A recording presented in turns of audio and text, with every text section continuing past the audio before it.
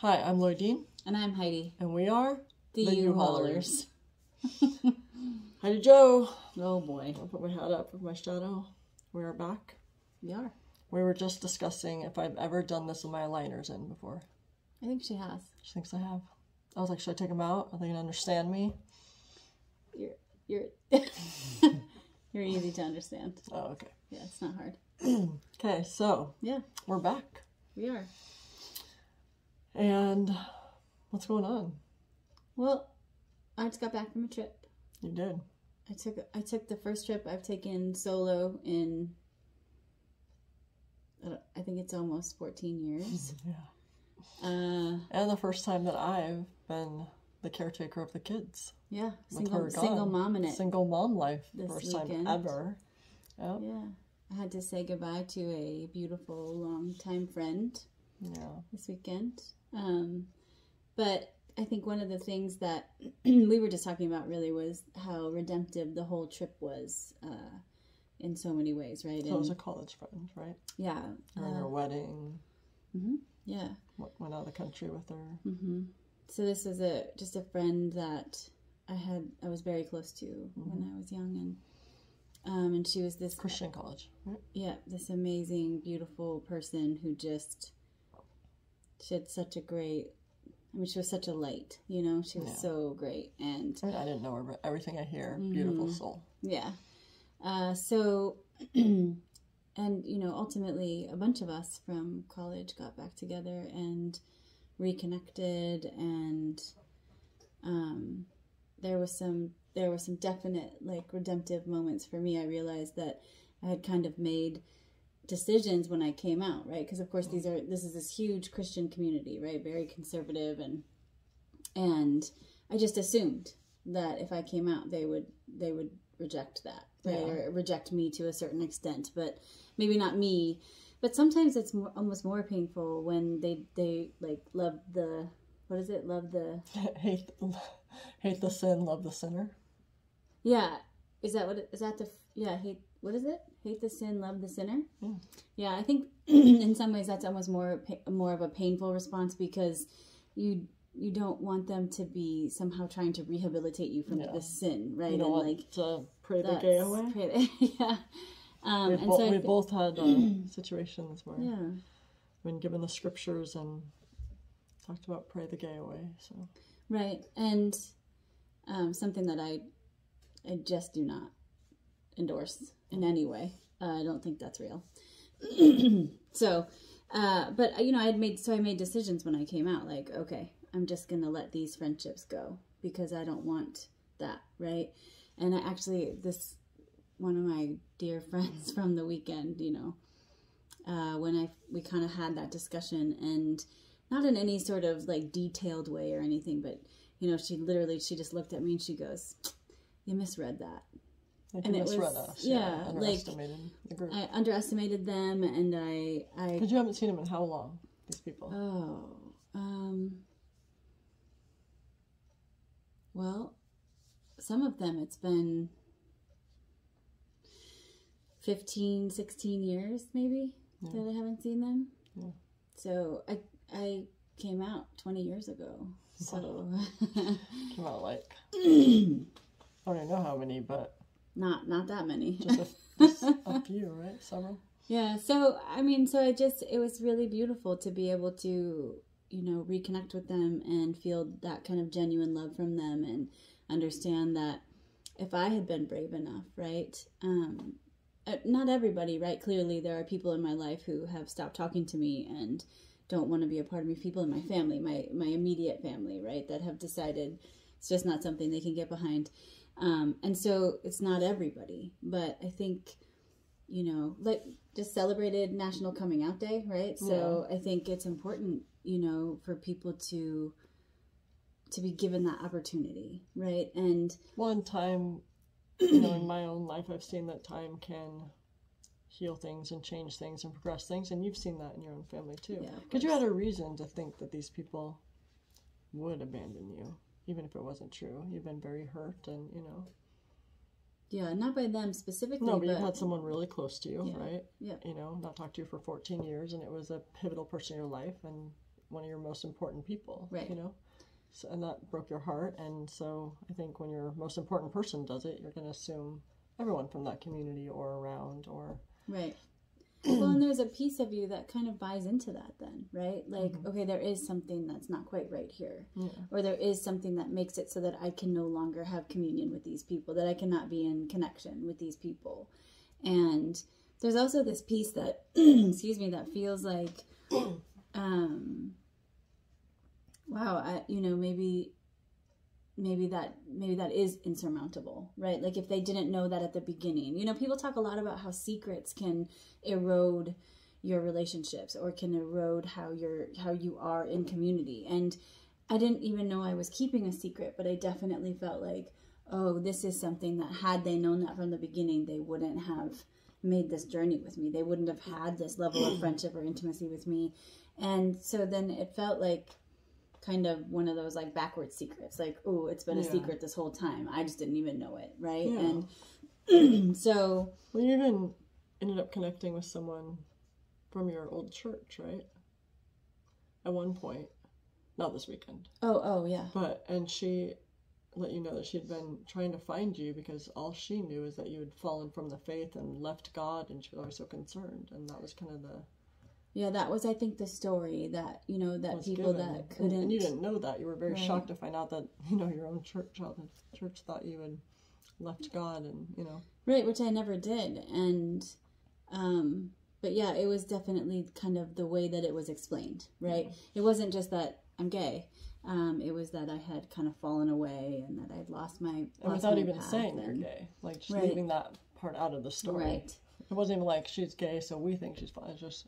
Yeah. She's fallen away from God, and that's just the story. Right. But even in that relationship, we know there was a chance to find some healing and a chance to say, you know, I love Jesus and I am a part of this faith. And, you know, now after all this time, right, I'm not lazy about my faith anymore, right? Like I've done the work to be able to make sense of being both Christian and gay, right? And so it is kind of important, I think, for me to share my story, right? They say that the importance of coming out is that so that people start to have a person of faith, you know, someone that they love, that they can say, oh, this person's gay, right? I mean, it changes everything. It really does. I mean, I know parts of my story I didn't share was when I first came out, I was telling my family was the biggest deal, which I did touch on before. They were a very well-known Christian family and were very tight and very, you know, conservative. And we'd been taught a very certain way about homosexuality. And so I'm definitely the first gay person in my family. So it was beyond, I mean, people were always like, what is your family going to say? You know, because they knew there was just a really big stance there. And I'm really close to my niece. We won't get into the crazy story now, but, you know, I have siblings 21 years older. So my nieces are more like my cousins, how I feel, and, you know, kind of. And so I was going to tell her. I had no idea how she would react or what she thought of it. I knew, like, how my siblings were like aunts and uncles, but as far as, you know, the younger generation, I was, you know, thought it might be okay, but I just... because she was my sister's daughter and I wasn't telling my sister yet, I just was like, oh, I probably shouldn't tell her. But we were on a road trip together. And I just all of a sudden I just kept feeling like I was supposed to tell her, but I'm like, that can't be right, obviously. And so I find I do that a lot. I'll be like, obviously that's not it. So I was like, God, listen, if you really want me to tell her, you're just going to have her ask. Well, obviously, why would she ask? That's random. But I was like, lets me off the hook. So I was like... You'll just have to ever ask, like, I don't think I should tell her. And at that moment, she turned on the radio and goes, is there something you're supposed to tell me? I was like, listen. So I ended up, of course, telling her. And I really just told her my story and what happened and how shocked I was by it and how authentic and, you know, she knew how authentic and real I was and how... And because she knows me and knows my heart, she literally said to me, how did you know that I was going to handle this okay? I was like, oh, I didn't. And she said, you know, her dad has been very involved in, you know, helping gays get married and really just involved in that, and they would fight a lot about that, which I didn't know they were fighting. But and he would want to tell her about all these people that he cared about and knew, and she just didn't want to hear it. And she's like, but and she said, but I don't know them. She goes, but I know you, and I know your heart. And now that I'm hearing your story, I know this is real. And she knew. I would share all details with her. I'm an oversharer when it comes to dating and kissing and everything. And so she knew everything. And so she knew me, and she was like, I know this is real. She goes, I don't even know how I feel about it all, but I know this is real. And so she called her dad and cried with him and told him, like, I now get it. And they cried together on the phone. It was this big, moment. And it's just kind of, what Harvey Milk was talking about, right? I mean, that you keep it to yourself. People need to know that the people they know, it's not just some parade out there or where they see people, going crazy in the streets, how they feel. It's people, it's their daughter, it's their son, it's their best friend, it's their sister, it's their brother, where it's hitting close to home. I mean, that is how you change the world and make change for our community. So, yeah. Well, and I think that it's just, every time you come out, right? Every single time you have to say it, there's this piece of you that is both equal parts, like, relieved and equal parts so scared, right? Yeah. Like, is this going to be a time where this person will reject me or will have something cruel to say, Or is this going to be a time where, I just get to share a piece of myself with them and connect with them on some kind of real level, right? And I actually, this weekend, I was reminded of another story because I got together with another friend that I hadn't seen in a long time. And she had listened to some of our earlier episodes. And she said, I can't believe you didn't tell the story when you told us about, liking girls. And I was like, oh my gosh. And I had completely forgotten about it. I mean, not really forgotten about it, but just hadn't been a part of the details. And it was one of those moments where I was so terrified. These are like my two girls, I had known them forever and we lived together and, they'd been through all my boy troubles and all of this, right? Mm-hmm. And so I'm at one of their homes and we were having wine and dinner and I remember drinking more than I should have because I was so scared because I knew like, okay, this is it. I have to tell them. And because I had met this girl, right? And so I remember like kind of running into her room. And I think I took my shirt off. I can't remember. I think I took my shirt off. I think I was just hot. Because anytime you come out and say it for the first time, you should take your shirt off. And I said, guys, I think I like girls. And they both went, yeah, you do? Great. And like hugged me and like, that was it. Like, yeah, shirtless.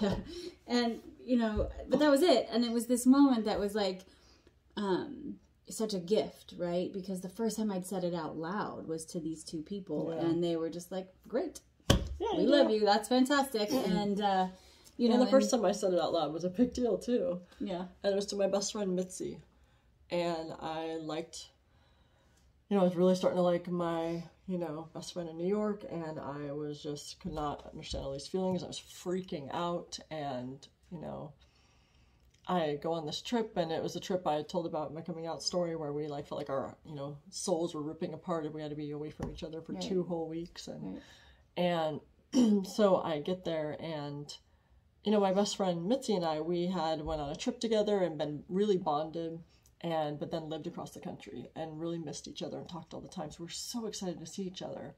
But I was so in my head because I had not admitted it to myself, let alone ever said it out loud. Right. And so I'm thinking about it I'm thinking about it on the plane. I'm thinking about it every moment, every text that this girl and I are sending. I'm thinking about and so I'm just acting so weird to the point that we were supposed to spend like the whole week together. And, before I was like dropping her off and she's like, okay, we'll have a nice trip. And I'm like, wait, we're saying goodbye. And she's like, well, do you even want to hang out with me?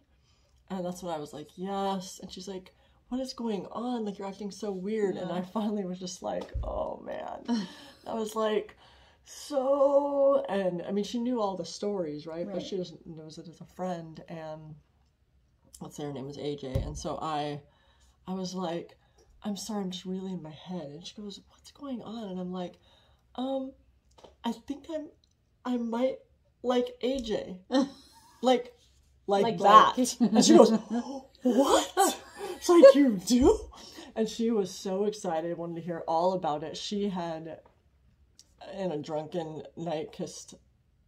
Katy Perry moment. Yeah, Katy Perry with her best friend and slept with a girl and the whole thing, you know, and so she was so like, and that now she's actually out and engaged to a woman, and you know, exactly. So it's a joke because she, you know, all these people, that happened a lot in my life where a lot of people had like girl moments and I never had, but then once I came out, all of a sudden they're all fully gay and they were gay before me, and everyone thinks that I like made them gay. Yeah, switches. And actually no one knows that they were way before me, like all my friends. But so yeah, so I told her, and the moment I told her, she wanted to hear all the details, and then I had someone that I could keep talking with and show her the text and tell her everything happening, and it was such a relief to, like, one part was such a relief because then it was like I have someone to talk to. Yeah. I was holding it all inside because obviously I didn't even talk to this girl about it. Yeah, of course. But on the other hand, once it was out there, it was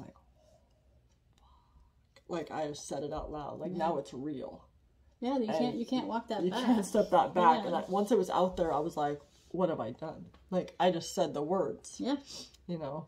It becomes real in a way that, like, you know, because you can talk yourself out of a lot of things. Yeah, because I would be like, oh, it just, you know, it's this girl. Or, oh, I was always talking myself out of things. And hiding the stuff in the cupboard, the phone. Yeah.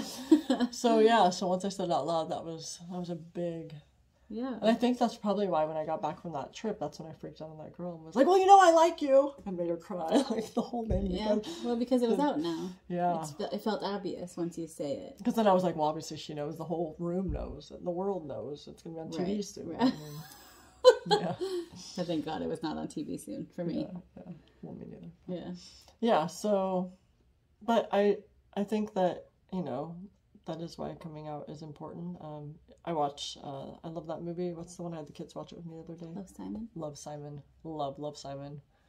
Love the new show, Love, Victor. If you haven't seen it, watch the TV show. It's after the movie Love, Simon, and Simon's actually in it as a guest star. But how they do that whole parody of, like, people, because why do gay people have to come out? Oh, right. So there's a whole thing of straight people coming out to their families and how the families are acting to them saying they're straight, and you know, so of course we all hope that we'll eventually get to the point where there is no coming out, right? But right now it's really, I think, important that, you know, it makes it a real person, you know, it makes it for those people, like, these people are real, and this is someone I know their heart, and I know how they feel and think, and their honesty and their soul, and this is a, you know, and you hope, I mean, obviously there's always going to be the hard stories, like, you still go through.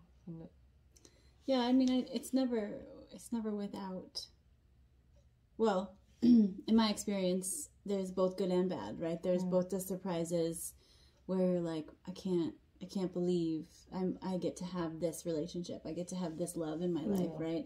And then there's also those moments where, there are some people that just cannot manage it, and maybe they're afraid for you, or, you know, whatever it is, right? But they just can't manage it, and that's real, right? And one does not offset the other to the extent that there wouldn't be any pain, but you know. Yeah, and of course we understand that it's such a personal choice, right? I mean, which is a choice? What do you mean? Coming out or not coming out? Oh yeah. You know, because there are kids that are. Well, it's not safe sometimes. I think. It's not safe. It's dangerous. It's scary. I mean, right. I was fully an adult, you know, and functioning on my own bandwidth, right? Like I had my own life. I made my own money. I was very safe when I came out, and so the fact that portions of my family were unable to accept it did not mean I was homeless, and did not mean that I was, you know, abandoned in some kind of meaningful way without the wherewithal, right? And so that's very real, right? And yeah, and I know people that even as adults, they just can't handle the rejection of it from their family, and it breaks my heart because obviously I want them to live out fully, and I feel like it's their family's loss at that point. And I want them to live out their life full and happy, but it's a very personal choice, and it for some reason just wasn't a choice for me. Like, I just once I encountered it, then I took my time to make sure it was real before I you know, I didn't want to come out to my family and be like, just kidding, you know, put them through that. But I couldn't I had to live that authentic life. Like I just had to. Like I couldn't handle it, bottling it up or keeping it inside. It's just not my personality. And I feel like my stories are success stories. Some people, you know, it's just not a big deal and everything was amazing. I was kind of in the middle, but success story compared to what a lot of people go through. Yeah. So I feel very blessed. But it wasn't, there was not hard times, you know.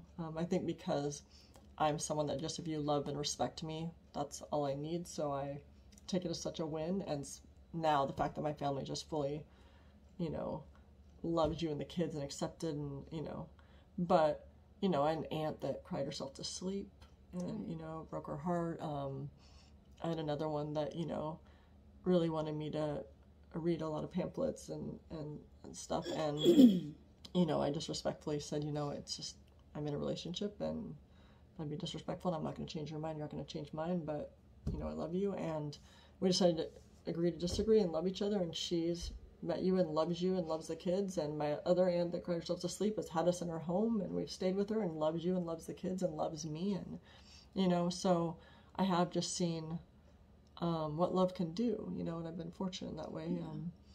You know, and, you know, down the line when there are weddings and things, you know, who knows, we'll have to run into hard times probably again. Yeah. You know, so. Yeah. And so people have to make decisions and. She's talking about our wedding, by the way. Yeah. She's like trying not to say it because I think it makes her sweat when she's talking about that. But when there are weddings and things. Weddings, one wedding. Just one. Just one. Just one. We're talking about I'm only gonna one together. One. Yeah. I'm gonna marry you. You are? Yeah. We're not engaged though. Somebody's expensive tastes are keeping things on the slow roll here. No, but I think also, like, it is important to recognize that, like, every person is going to come to this from both sides, right? Our side, right, where it's like you have to get to a point where you just can't, you know, can't not, right, in your experience. Or for me, where you make a decision like, well, I'm either going to share this now or it will become strange because I'm getting married. Or, you know, there's, like, a big thing that's happening in my life. But also for the other people, right? Like my parents also, right? I think the kids are kind of the alchemy here, right? Yeah. Where it's like when you have... our kids are magical. Yeah, they're magic. So, you know, like your family came in and they, like, I'm their mom, so they have to like me, right? But the kids are this... What's not to love? I mean, come on. But they're, my family loves her more than me at this point, so... It's true. And even your parents have been... Amazing to me. Yeah. Really and I love them. You and that's so, you know... It's just a different experience you're getting to experience with them this time than last time. That's right. Yeah. And they really love that I love Jesus and that I've kind of brought that into the family and they really respect that and getting to see you. Because I think that broke their heart when they felt that, you know, for good reason, you felt shunned by the church and angry and hurt and kind of stepped away. And, you know, it's probably hard on your parents, but they didn't know what to do about it because...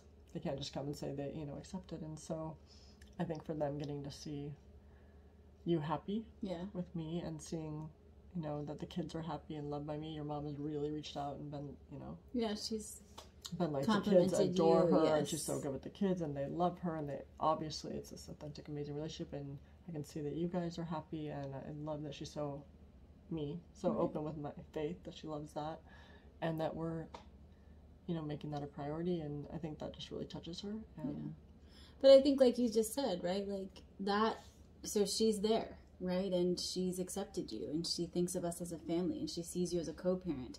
But, you know, at some point when we say, like, we're going to make this official, that will bring up, it's not personal then, right, it's political, it's religious, there's all these things that come with getting married and doing those things.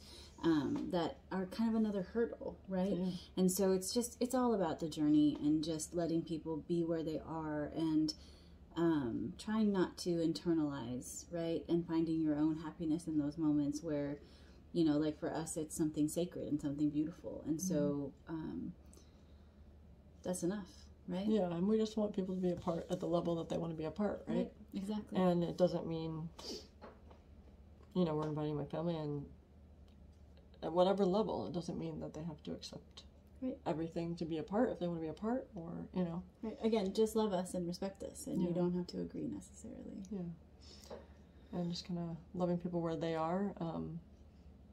I feel maybe the reason I'm able to do that, because I know people wonder, because it is a hard thing, and wonder how that comes easy for me, but I guess it's because I was them, you know, like I thought how they thought, I believed what they believed, you know, I was never mean or rude, and I loved my gay friends, and you know, and it was always a journey kind of trying to understand what I was taught versus, you know, especially being in the industry, I was around that a lot. I remember in high school, I had a manager that I loved. I thought he was just fabulous and fun, and I was young, and I didn't realize he was gay. And after we got really close, he ended up telling me, and I remember thinking in my head, well, what now? Like, am I supposed to just not like him now because I still like him? Like, just that confusion as a kid, like, wait, but, you know, am I supposed to just think he's going to hell and I don't love him? And that doesn't seem right. And why, if I love him, God definitely loves him. And, you know, and so I called my sister, and she handled it really amazing. She just said, you know, this is where you start forming your own beliefs and opinions, and separating what you've been taught or what your parents think from, you know, this is where you start to do that. And that was really great advice. And I was like, well, great, because I love him, you know? And so it really started there, with the acceptance and for me kind of forming my own opinions, but not understanding how to reconcile it all, because I hadn't studied, like, you know, what I'm studying now with scriptures and stuff. I hadn't at the time. I just had the blanket statements, you know, that people go by in Christianity or the Bible. And so it was kind of a long journey for me, but because I was raised in that, and, you know, started just with, well, I'm going to love them even if I don't agree, was kind of where I started, right? And so it's easy for me to let people take their journey. I do kind of, not demand, but I expect that that's where you start, though. You start with, you're going to love me if you don't agree. If it's disrespectful or hate or, you know, I mean, that's not okay. No. You know, you start at that point, right? And then I allow them to take their journey, and I think that's why I don't get as angry at churches either. You know, because right now we're shopping for a church, which is challenging. I'd never had challenges before shopping for a church because I didn't have kids, so I could go into any church, and I'm just a confident person, and I'm like, this is me, and well, again, I'm gonna bring my girlfriends, and they're gonna come sit next to me, and you're going to be respectful of them, you know, and that's... love me. You don't have to accept me. You don't have to agree with me. Just love me and respect me. But with kids... A 10-year-old, it's a different story. Well, you know, that's all they've known. That have... 4 moms. Yeah. So it's been a process, and a lot harder than I'm used to it being or thought it would, especially in LA where there's so many churches. Coming from New York, I didn't think it would be so hard, but we found a church that I was excited about, but then they didn't have a kids program, and then we found a church that had a great kids program, but the only Sunday we were there, they got up and preached straight from the mic about homosexuality. So negatively, yeah. So that wasn't the right one. So we're still checking. But I think that that's kind of the larger theme of this whole episode, right? Is that the you know, you don't know what's coming, right? So you might be at a certain place at any time, right? Coming out, somebody's acceptance or not acceptance or whatever it is, right? And, you know, I think we've both gone through some very redemptive parts of that, especially kind of recently, you know, at least for me, right? And you know, I've reconnected with cousins. I never thought I would ever speak to any of that part of the family again. And I had a cousin come visit me, right? I mean, like, these are things that, and I think that, you know, maybe that's the metaphor for church, right? Is that we just haven't found it yet. Like, yet, that's true. We're headed in that direction, but we just haven't found the right one yet. Right. But, you know, God's big. Showing off. Huge. And I was thinking, I'm looking at, you can't see him, but Bug is laying here. Our cat. You know, on our equipment.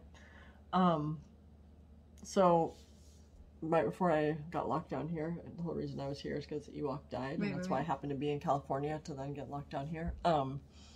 But when I first came out, there was, I remember a situation with Ewok even where he was doing something, you know, I guess it was like a sign of, when I looked it up, it's like a showing of love, but it was something I hadn't seen him do before, and it was like a funny little, you know, thing, and so I was talking about it, and there was even a moment where, I don't know if it was straight that it was being said that he was demon possessed because I was gay.